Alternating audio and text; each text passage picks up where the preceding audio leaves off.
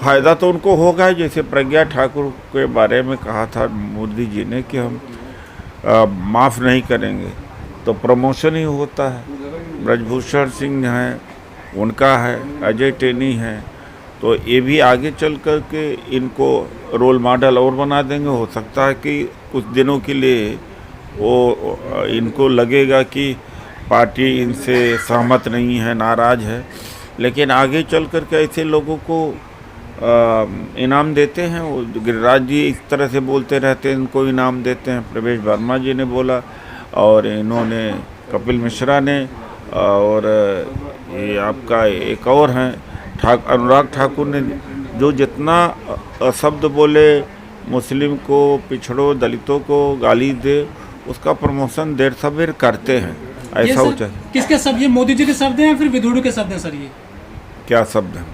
नहीं, कल्चर वही, संस्कार वही है, शब्द विधुरी जी का है।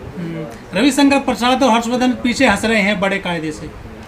हाँ, मतलब है कि दिन भर टेलीविज़न पर बड़ी पढ़ाई लिखाई की बात, संस्कार की बात करते हैं और खिलखिला के हंस रहे हैं। तो इससे ये पता लगता है कि ये इनका सारे लोगों की मानसिकता ही ऐसी है, और कि इस तरह से डिमोरलाइज कर दो और भाग जाएगा आदमी छोड़ करके, ये है एक तरह से। राजनाथ जी ने माफ़ी मांगी थी। अरे राजनाथ जी, वो माफ़ी मांगना नहीं होता, खेद व्यक्त कर रहे हो तो डिप्लोमेसी है, एक मारता है दूसरा पुचकारता है।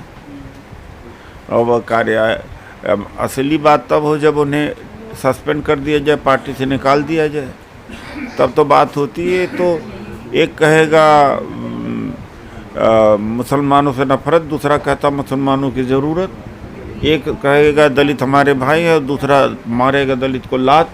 एक कहेगा मंदिर सबके लिए है, उसके बाद में राष्ट्रपति मुर्मू जी और कोविंद जी को भी नहीं प्रवेश करने दिया गया पुरी में, उनका अपमान है। तो कई मुंह हैं इनके। पर मुस्लिम तो इनके रिश्तेदार भी हैं ना सर इस पार्टी में। कई मुंह हैं इनके, लेकिन है कि मुस्लिम को टारगेट करके वोट लेना है, वोट लेने के लिए कुछ भी कर सकते हैं। तो मुस्लिमों को राष्ट्रीय गाली दी गई है क्या संसद के अंदर? ये नहीं, ये नहीं आप कह सकते राष्ट्रीय गाली हो ही रही है। आप समग्रता में देखिए तो इसको इतना, ये एक इंडिविजुअल मामला है, लेकिन ये सारी चीज़ इससे भी बड़ा गाली दिया। औरंगजेब की औलाद और बाबर की औलाद एक, और उन्होंने ये किया है, हम उनकी औरतों के साथ ये करेंगे, और ये तो आम बात है। अमृतकाल की सर बात कहते हैं मोदी जी के, देश अमृतकाल की तरफ बढ़ रहा है, तो ऐसा ही अमृतकाल चल रहा है। ये जहर काल है। अमृतकाल क्या है? अमृतकाल उनके लिए है, आम जनता के लिए, देश के लिए, और जहर का काल है। ओवैसी जी कह रहे हैं अब संसद में भी मुस्लिमों की लिंचिंग करने। नहीं, देखिए ओवैसी जी रहेंगे जैसे लोग तो करा भी देंगे। ओवैसी ने, आप ये बताइए, कोई मुसलमान इतना बोल सकता है जितना वो बोल रहे? अब तक जेलों में चला गया होता और क्या न क्या हो जाता। ये नूरा कुश्ती है इन लोगों का।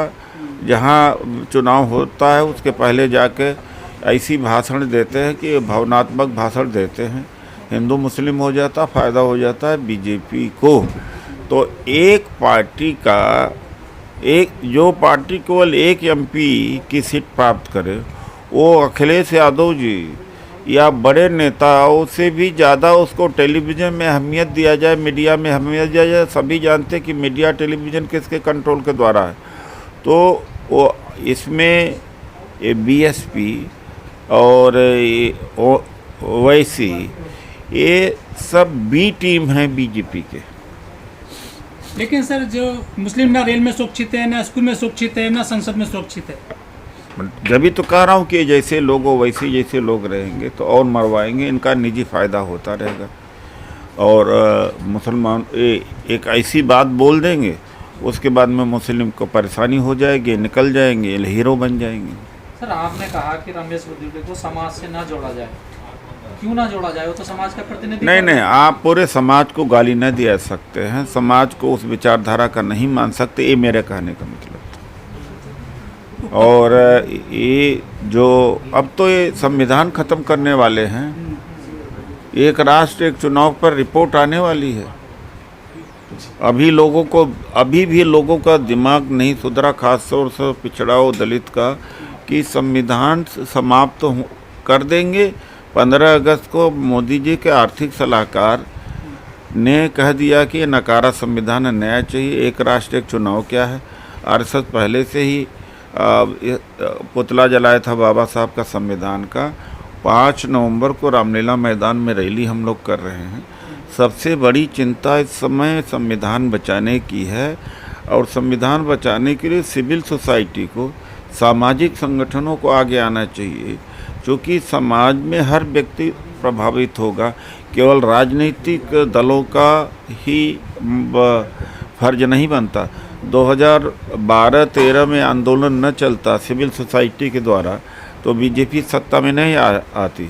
तो मैं आह्वान करूंगा कि चाहे वो निजीकरण के खिलाफ हो या जो मनुवाद पनप रहा है संविधान बचाने के लिए, कि दिल्ली के रामलीला मैदान में 5 नवंबर को भारी संख्या में आएँ। नहीं आएंगे तो समझ लीजिए कि संविधान गया। सर, आपने संविधान का जिक्र किया। जब मोदी जी नई संसद में गए, पुराने संसद में, तब भी उनके हाथ में संविधान नहीं था। देखिए, उनके हाथ में संविधान की बात छोड़ दीजिए। एक डांस करने वाले कलाकार बम्बई से कंगना रनावत, ईशा गुप्ता जैसे लोगों को आमंत्रित कर दिया, लेकिन द्रौपदी मुर्मू जी को आमंत्रित नहीं किया। कितना अपमान हुआ। इसके पहले भी जब भूमि पूजन हो रहा था तो रामनाथ कोविंद जी को नहीं आमंत्रित किया। जब भवन बन करके तैयार हुआ उद्घाटन में, तो भी द्रौपदी जी को नहीं किया गया। तो ये तो उन्होंने अपनी बपौती समझ लिया है, अपनी बादशाहत समझ लिया है। इसलिए संविधान को बचाना जरूरी। संविधान सम्मत ये बातें हो नहीं रही हैं। कह रहा हूँ, सेकुलरिज्म, समाजवाद, इस सब के खिलाफ है।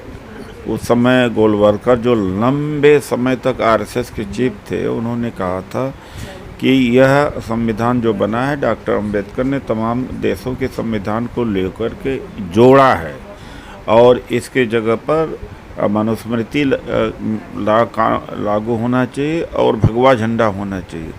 तो जो पहले किया वो कर रहे हैं। इसमें पिछड़े वो दलित नहीं सुधर रहे, महिलाएं नहीं सुधर रही हैं, तो जिम्मेदारी तो इनकी है। आपस में लड़े हुए हैं, एक दूसरे के खिलाफ में खड़े हैं अहंकार में। इसीलिए मैं कह रहा हूँ कि 5 नवंबर को दिल्ली के रामलीला मैदान में बड़ी संख्या में आएँ, वरना कुछ बचेगा नहीं। भारतीय जनता पार्टी के लोगों का संस्कार यही है। करीब 10 साल से किस तरह से व्हाट्सएप पर, फेसबुक पर, ट्विटर पर मीम्स बनाना, गंदी गंदी गालियाँ देना, ये आम बात नहीं है क्या? जो बुद्धिजीवी और संभ्रांत लोग सोशल मीडिया पर रहते थे, बहुत सारे लोग तो छोड़ करके भाग गए। और एक फिल्म एक्ट्रेस है, अनुष्का है, उसके 6 महीने के बच्चे को किस तरह से दुष्कर्म करने की चेतावनी दी थी। और मतलब इस तरह की हरकतें, गंदी हरकतें कितनी होती रहती हैं, उसका एक एक्सप्रेशन है। वो मेरे कलीग थे, मेरे साथ में थे 5 साल, वो भाषा उनकी यही है। और उस दिन क्या किया कि वो बोल गए। बाकी आम चर्चा में वो करते ही ऐसे ही हैं। तो मोदी जी जिस गैंग को लीड कर रहे हैं, उन सब का चाल चरित्र यही है। आरएसएस हमेशा झगड़ा लगाने का काम करता रहा है, और जहाँ सत्ता नहीं रहती यहाँ झगड़ा लगाना, गाय का मांस काट के फेंक देना, सुअर का मांस काट के फेंक देना, कुछ न कुछ ये करते रहते हैं। तो ये कोई नई बात इनके लिए नहीं।